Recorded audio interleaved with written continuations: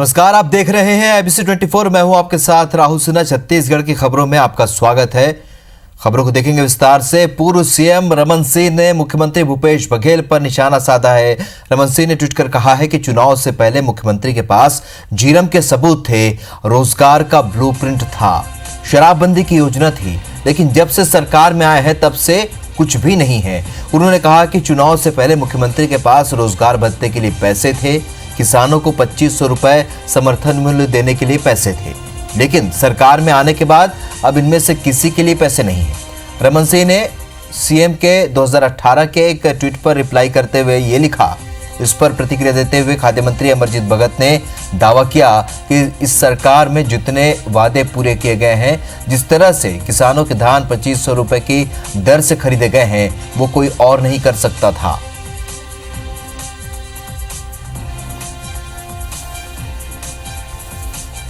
जन घोषणा पत्र जारी हो रहा था तो सबके बारे में सार्वजनिक रूप से बोला करते थे कि उनके पास ये सारे के सारे काम करने की, तत्काल करने के ब्लूप्रिंट उन्होंने बना के रखा है। अब 18 महीने निकलने के बाद इन सब बातों से आज अलग होकर इनकार कैसे कर रहे हैं। प्रश्न इस बात का है कि उस समय ये सब ब्लूप्रिंट इनके पास थे, तो आज क्यों इसका क्रियान्वयन सरकार समय रहते नहीं कर रही है। हम अपने घोषणा पत्र के अनुरूप प्राथमिकता पे हम सभी जो हमारे घोषणा पत्र थे उसको हम पूरा कर रहे हैं, और इतने कम समय में इतने सारे वादे पूरे किए हैं। तमाम दिक्कतों के बावजूद उनका एमएसपी पे धान खरीदना और राजीव गांधी न्याय योजना के तहत पैसा रिलीज करना कोई सामान्य व्यक्ति नहीं कर सकता है। जिसके जिगर में दम है वही कर सकता है। इधर मुख्यमंत्री भूपेश बघेल ने कहा है कि मरवाही का चुनाव महत्वपूर्ण चुनाव है और कांग्रेस वहां से हर हाल में जीतेगी। उन्होंने ये भी कहा कि मरवाही कांग्रेस का गढ़ है। जोगी जैसों के कारण कांग्रेस 15 साल सत्ता से बाहर थी। मुख्यमंत्री भूपेश बघेल निजी दौरे पर बिलासपुर पहुंचे और यहां छत्तीसगढ़ भवन में मीडिया से बात करते हुए बीजेपी और जोगी कांग्रेस पर जमकर निशाना साधा। मुख्यमंत्री ने कहा कि हम पहले ही मितव्ययता से काम कर रहे हैं। संसदीय सचिव निगम मंडल की जिम्मेदारी के साथ और बेहतर काम करेंगे। भाजपा पर निशाना साधते हुए मुख्यमंत्री ने कहा कि बीजेपी इसे सफेद हाथी बता रही है। उनके समय में कौन सा हाथी था, इसलिए उनको बोलने का अधिकार नहीं है। बीजेपी आरोप लगाने से पहले अपना शासनकाल याद करे। मरवाही उपचुनाव जो होगा बहुत महत्वपूर्ण उपचुनाव होंगे और इसको हम सब गंभीरता से ले रहे हैं। छत्तीसगढ़ कांग्रेस का गढ़ रहा है और ऐसे लोगों के कारण से हमको 15 साल वंचित रहना पड़ा।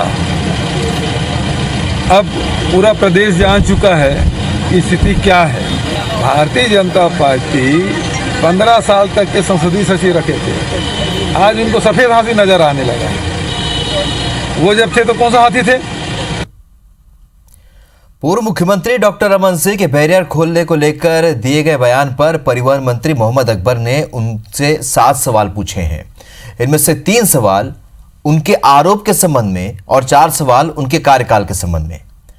मोहम्मद अकबर ने पूछा है कि अगर बैरियर लूट खसोट के अड्डे हैं तो 13 साल तक क्यों चलने दिया। उन्होंने पूछा कि अगर ये लूट के अड्डे थे तो इसे बंद करने से किसने रोका था।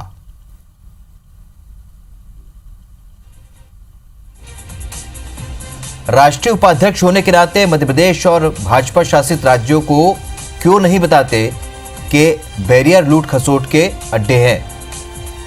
हर आदिवासी परिवार को गाय क्यों नहीं दिया।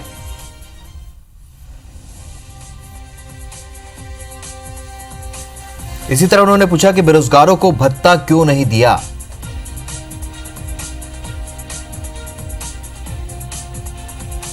यह भी पूछा कि 5 हॉर्स पावर पंप तक की बिजली क्यों नहीं कर पाए।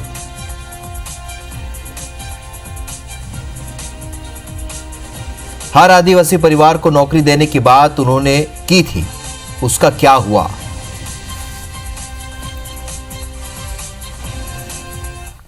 बैरियर को हटाने का मतलब ये था कि आरोप प्रत्यारोप लगते रहे, करप्शन भ्रष्टाचार की बात होती रही, लूट खसोट का तंत्र कहा जाता रहा।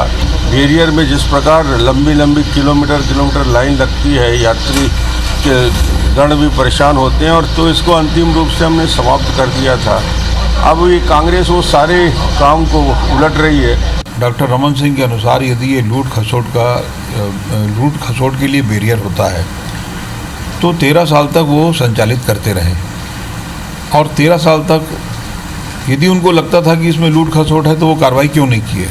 छत्तीसगढ़ में बैरियर की स्थापना की जा रही है सुरक्षा के दृष्टिकोण से। राजस्व की हानि 200 करोड़ रुपए कम से कम राजस्व इसमें प्राप्त होगा।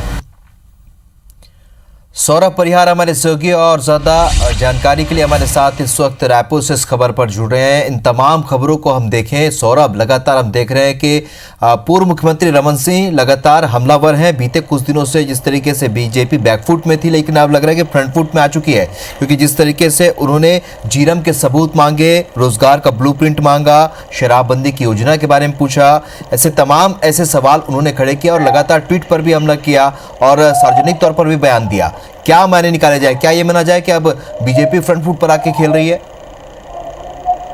बिल्कुल, देखिए पूर्व मुख्यमंत्री डॉक्टर रमन सिंह पिछले कुछ दिनों से ट्विटर के माध्यम से लगातार जो है राज्य सरकार को घेर रहे हैं और केंद्र सरकार की उपलब्धियों को बताने का प्रयास कर रहे हैं। और जिस तरीके से राज्य सरकार ने कल जो है आदेश निकाले कि 16 जगहों के बैरियर खोले जाएंगे, उसके बाद से बीजेपी और खासकर पूर्व मुख्यमंत्री डॉक्टर रमन सिंह हमलावर हो गई है। उनका साफ तौर पर कहना है कि कल तक जब विपक्ष में कांग्रेस रहा करती थी तो जो है हम पर आरोप प्रत्यारोप लगाती थी कि लूट खसोट इस पर हो रहे हैं, लेकिन जिस तरीके से रमन सिंह ने कहा है कि कहीं ना कहीं ये लूट खसोट है और जो है कांग्रेस के कार्यकर्ताओं के लिए ये किया जा रहा है, इस तरीके के आरोप भी पूर्व मुख्यमंत्री डॉक्टर रमन सिंह ने लगाए हैं। और इसी जो आरोप पर आज परिवहन मंत्री मोहम्मद अकबर ने भी जो है 7 सवाल जो है पूर्व मुख्यमंत्री डॉक्टर रमन सिंह से पूछे हैं।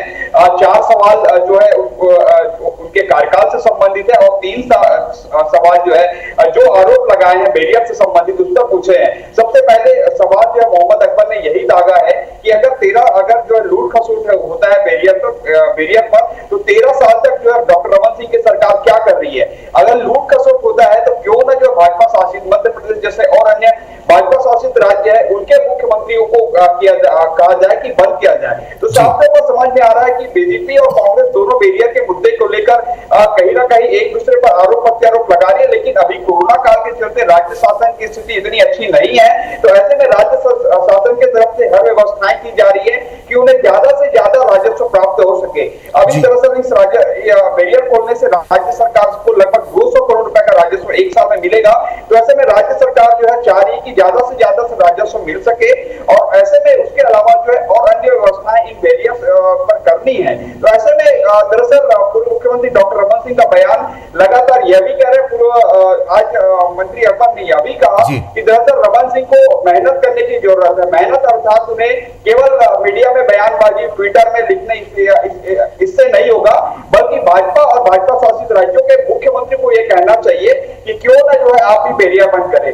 जी चलिए, तो कुल मिलाकर रमन सिंह अब चूंकि बैरियर के मुद्दे पर उन्होंने हमला किया है और संसदीय सचिव को निगम मंडल के मुद्दे पर तमाम बातें कही हैं, कार्रवाई के मुद्दे पर जब वो बयान दे रहे हैं या वो कर रहे हैं, ट्वीट कर रहे हैं, तो जाहिर सी बात है अब कहीं ना कहीं अब बीजेपी हमलावर है। इस चर्चा के लिए बहुत बहुत शुक्रिया आपका सौरभ। बढ़ते आगे, केंद्र सरकार की कोल ब्लॉक नीलामी प्रक्रिया पर मुख्यमंत्री भूपेश बघेल ने सवाल उठाए हैं। मुख्यमंत्री ने कहा है कि वर्तमान प्रक्रिया से छत्तीसगढ़ को 30 साल में 9 लाख करोड़ का नुकसान होगा। सीएम ने बताया कि पहले कोल ब्लॉक का प्रीमियम प्रति टन छत्तीसगढ़ को 2200 रुपए से 3200 रुपए तक मिलता था, लेकिन अब केवल 100 प्रीमियम प्रति टन मिल रहा है। मुख्यमंत्री भूपेश बघेल ने बताया कि 2014 में केंद्र में मोदी सरकार आने के बाद नीलामी प्रक्रिया को निरस्त कर राज्यों को आवंटन शुरू कर दिया गया। इतना ही नहीं, अब तो कोई भी कोल ब्लॉक खरीद सकता है। सीएम ने कहा कि वर्तमान में कोरोना वायरस के चलते कई औद्योगिक संस्थान बंद हैं, इसलिए देश में बिजली की मांग भी कम हो गई है। ऐसे में अभी कोल ब्लॉक की नीलामी करने से दाम ज्यादा नहीं मिलेंगे। मुख्यमंत्री ने बताया कि हसदेव अरण्य के 4 कोल ब्लॉक खदानों की नीलामी को इन क्षेत्रों में नीलामी ना हो, इसके लिए हमने केंद्र सरकार को पत्र लिखा है। तो लोगों को आवश्यकता ही नहीं है जब बिजली की, तो कोयला का आवश्यकता होगी नहीं। ऐसे समय हम नीलामी करेंगे तो रेट कम जाएगा। इस बात को झारखंड के मुख्यमंत्री ने पत्र भी लिखा। मुख्यमंत्री भूपेश बघेल ने प्रधानमंत्री नरेंद्र मोदी को जिम संचालन के लिए एसओपी के पालन की शर्त के साथ अनुमति देने के संबंध में पत्र लिखा है। मुख्यमंत्री ने पत्र में लिखा है कि कोरोना वायरस संक्रमण से नियंत्रण के लिए घोषित लॉकडाउन में चरणबद्ध रूप से छूट देते हुए आर्थिक गतिविधियां शुरू की जा रही है। रेस्टोरेंट, होटल सहित विभिन्न गतिविधियां के लिए अनुमति एसओपी के पालन की शर्त पर भारत सरकार के गृह मंत्रालय ने दी है, लेकिन अभी भी जिम संचालन के लिए अनुमति प्राप्त नहीं है, जिसके कारण जिम संचालनकर्ताओं को आर्थिक कठिनाइयों का सामना करना पड़ रहा है।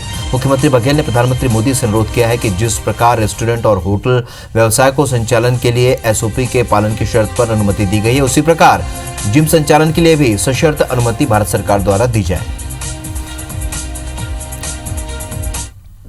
स्वास्थ्य मंत्री टीएस सिंहदेव ने मुख्यमंत्री भूपेश बघेल के साथ मनमुटाव की खबरों को खारिज कर दिया है। उन्होंने कहा है कि अब भूपेश बघेल उनके कप्तान हैं और वो उनके खिलाड़ी। उन्होंने कहा कि जब कप्तान बैटिंग ही नहीं करेगा तो खिलाड़ी कैसे रन बनाएंगे। सिंहदेव ने कहा कि मुख्यमंत्री के सहयोग के कारण ही उनके विभागों में अच्छा काम हो रहा है।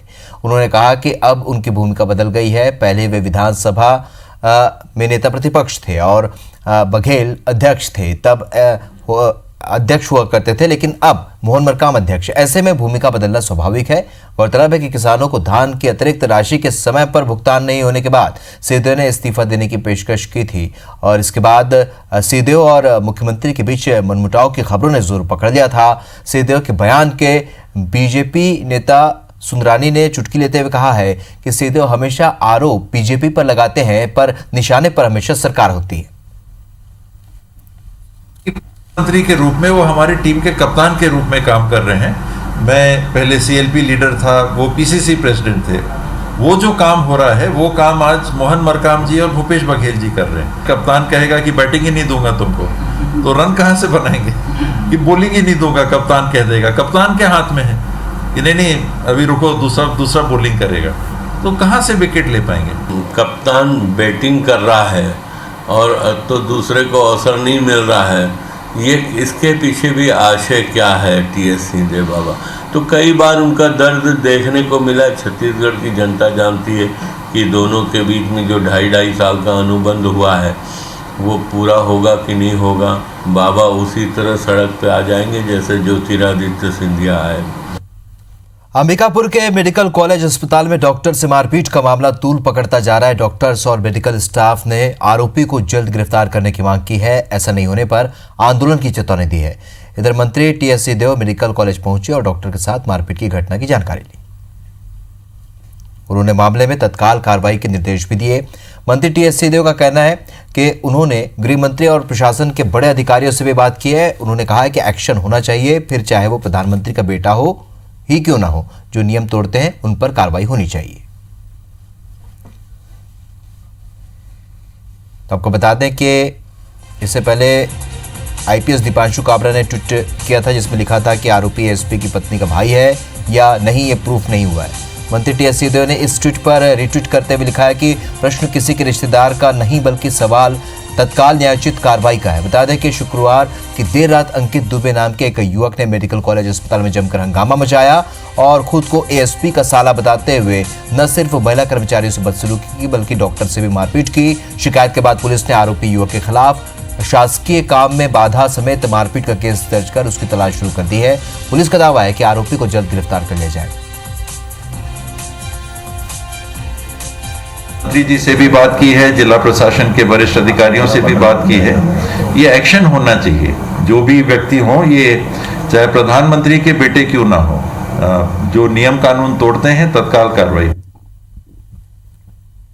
दुबे नामक व्यक्ति जो है वो वहाँ पर जाकर के अपनी पत्नी के साथ भी मारपीट किया और वहाँ पर डॉक्टर लोग थे उनके साथ भी किया। डॉक्टर साहब लोगों ने इस पर रिपोर्ट दर्ज कराई है। मणिपुर चौकी में हम लोगों ने अपराध पंजीबद्ध कर लिया है। 186, 332, 353 के अंतर्गत हमने अपराध पंजीबद्ध कर लिया है। आरोपी की हम तलाश कर रहे हैं, कुछ लोकेशंस मिले हुए हैं और हम जल्दी उनको गिरफ्तार कर लेंगे। उसको छत्तीसगढ़ की खबरों में फिलहाल इतना है, लेकिन ताज़ा अपडेट के लिए आप बने रहिए IBS 24 के साथ। नमस्कार।